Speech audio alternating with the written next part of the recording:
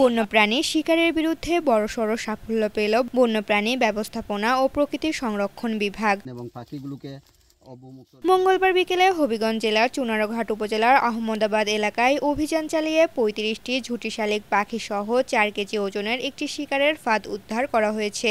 বন বিভাগীয় কর্মকর্তা মোহাম্মদ আবুল কালামের নির্দেশনায় রেঞ্জ কর্মকর্তা মোহাম্মদ মাহমুদ হোসেনের নেতৃত্বে অফিস স্টাফরা এই অভিযান পরিচালনা করেন। রেঞ্জ কর্মকর্তা সন্ধ্যায় এ তথ্য নিশ্চিত করে জানান, উদ্ধারকৃত পাখিগুলোকে দ্রুত সময়ের মধ্যে নিরাপদে অবমুক্ত করা হয়েছে। আর পাখি শিকারের জন্য পাতা ফাঁদগুলো নষ্ট করে মাটিতে পুঁতে ফেলা হয়।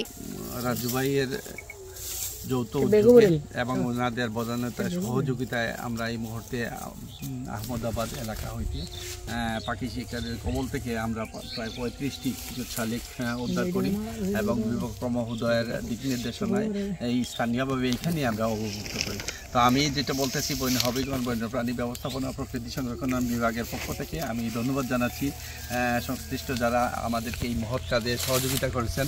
পাশাপাশি বাংলাদেশ বন্যপ্রাণী সংরক্ষণ ও নিরাপত্তা আইন ২০১২ যেটা প্রণয়ন হয়েছে সেইটা পাখি ধরা, মারা, শিকার করা বা বন্যপ্রাণী যে কোনো ধরনের বন্যপ্রাণী ধরা, শিকার করা, পাচার করা আইনত দণ্ডনীয় অপরাধ।